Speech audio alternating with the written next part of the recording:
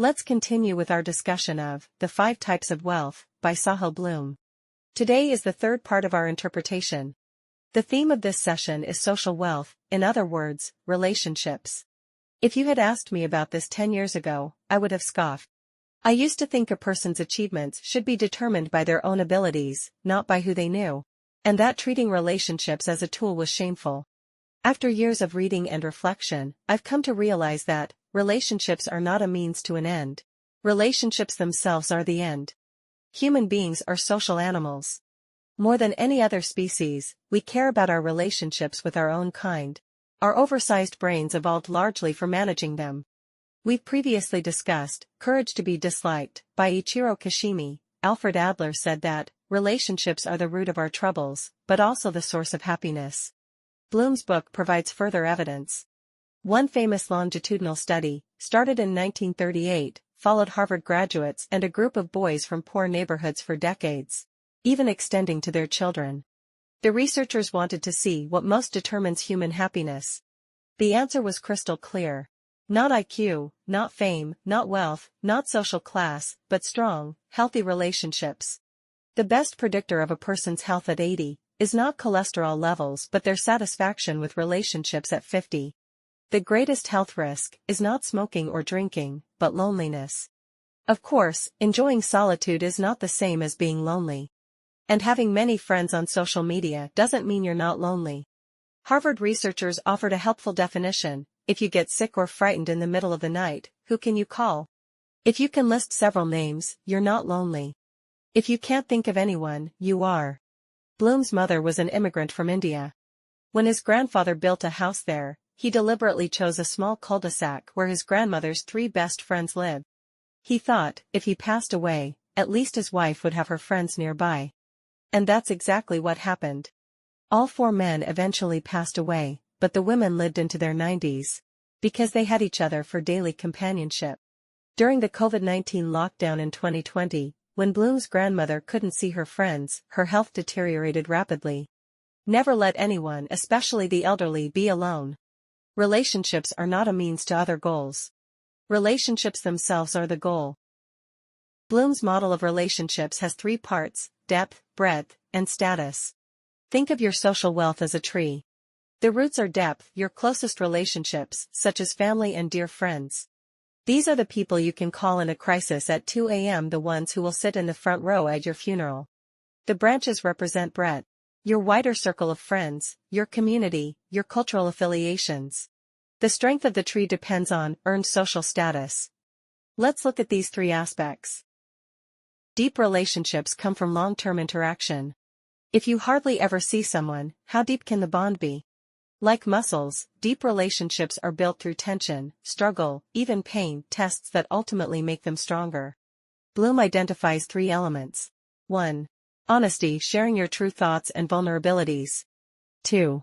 Support, helping one another in times of trouble. 3. Shared experiences. Laughter, hardship, or challenges lived through together. Bloom suggests evaluating deep relationships across 2 dimensions. Frequency of interaction. Do you see them daily or rarely?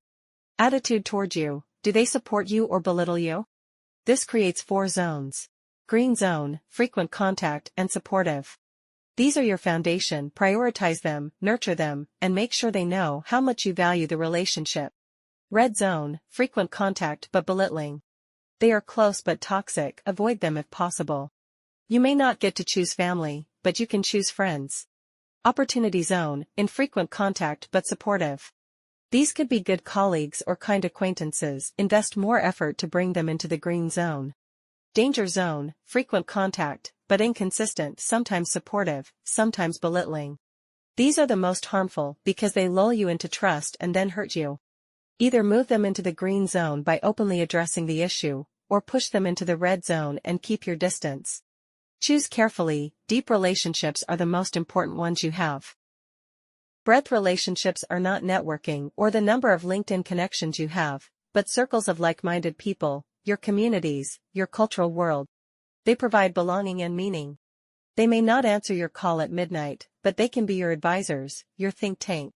Meeting people from different fields brings new perspectives. The best way to build breadth is to join groups. A book club if you love reading, a pet group if you love animals, a running club if you love exercise. But you must also contribute. Community is about what you give, not just what you take. Bloom suggests 3 elements for cultivating breadth. 1. Shared values. Flocking with those aligned in key ways. 2. Good questions and listening.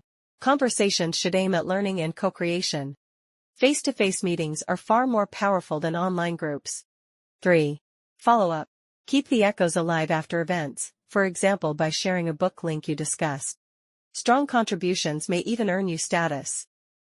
Some people think status can be bought, with luxury cars, designer bags, private jets. But true earned status cannot be bought. Bloom lists things even the richest person cannot instantly purchase. The freedom to control your own time and choose who to spend it with. A healthy, loving family and intimate relationships. Meaningful work you are skilled at.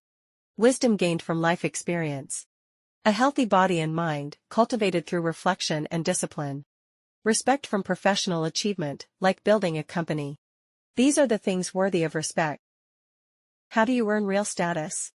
At its core, it's reputation. People know who you are, think well of you, and trust you. You're the one they call first, the one they trust to resolve conflicts, the role model in the community. Maybe you're the go-to expert in a certain field. Maybe you're the most reliable problem solver. Maybe you have a remarkable talent. Athletic, aesthetic, or humorous. That makes you a cultural symbol. Or maybe your story inspires others. This cannot be faked with superficial packaging.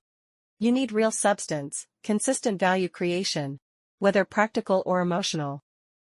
Finally, I propose a simple unifying theory.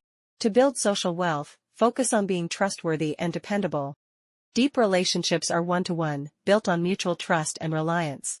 Breadth relationships are one-to-many, built on collective trust and reliance. Status is one-to-many, built on others' trust and reliance on you. To be trustworthy, be genuine.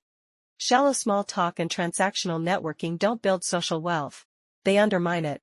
To be dependable, be reliable. You don't need special skills to build deep bonds. Just being there at 3 a.m. when a loved one calls can be enough. For breadth, contribute expertise. For status, develop a unique strength. In academic terms, social wealth is social capital. High social capital in society means high trust, smoother cooperation, lower costs, and greater achievements. Low social capital means suspicion, inefficiency, and failure in complex endeavors. For individuals, social wealth leads to greater happiness, and also enables higher-level collaboration. So ask yourself, in the eyes of others, are you trustworthy? Are you dependable? As we often say, to be relied upon is the greatest privilege the world can offer you. That's it for today's content. Thank you for watching, and I'll see you in the next video. If you feel there is value in this, please like, subscribe to this channel, and leave your thoughts or suggestions in the comments section. Let's grow together and read more good books.